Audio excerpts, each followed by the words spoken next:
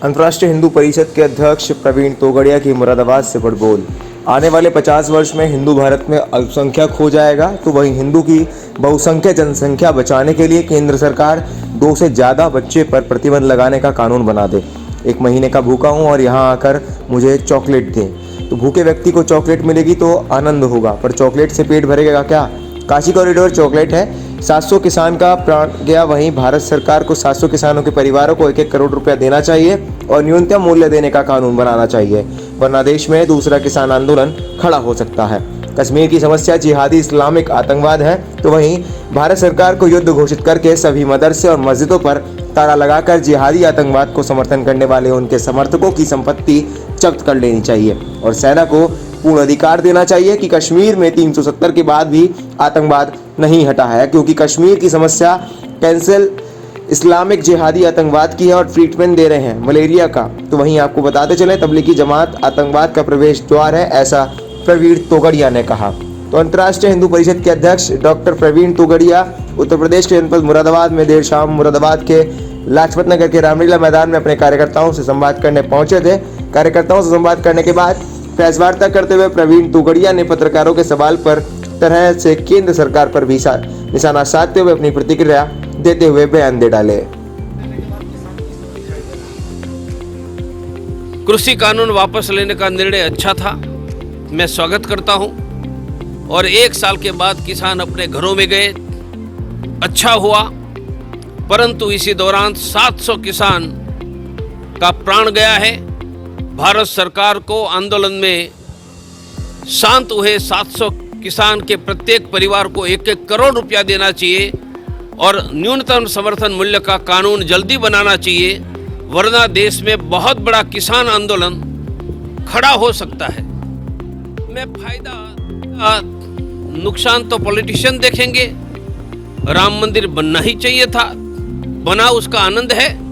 पर राम मंदिर बना है हिंदुओं के संघर्ष और सुप्रीम कोर्ट के निर्णय से। उनका यश किसी एक पॉलिटिकल पार्टी को नहीं जाता है।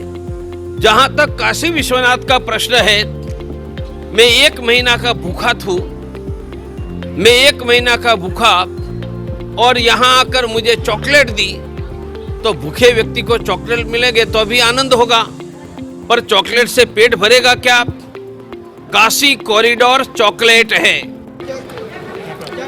2 दिन पहले सऊदी अरेबिया ने तबलीग जमात पर प्रतिबंध लगाया और प्रतिबंध लगाकर कहा है कि तबलीग जमात आतंकवाद का प्रवेश द्वार है। It is a gateway of A terror.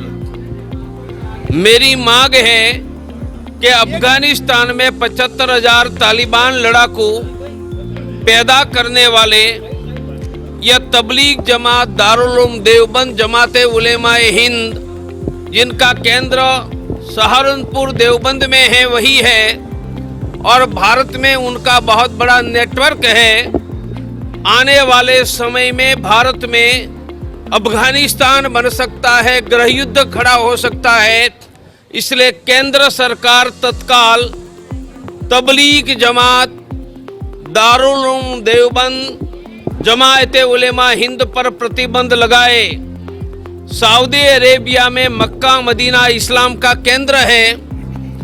यदि वह अपनी सुरक्षा के लिए तबलीग जमात पर प्रतिबंध लगा सकते हैं, तो जिस भारत आतंकवाद से पीड़ित है वह तबलीग जमात पर प्रतिबंध लगाने में देरी क्यों कर रही है?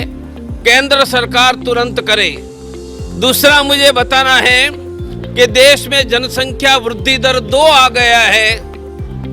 तो आज 140 करोड़ जनसंख्या है, 50 साल के बाद 140 करोड़ रहेगी। परंतु 2 जनसंख्या वृद्धि दर में हिंदुओं का जनसंख्या वृद्धि दर 1.25 है।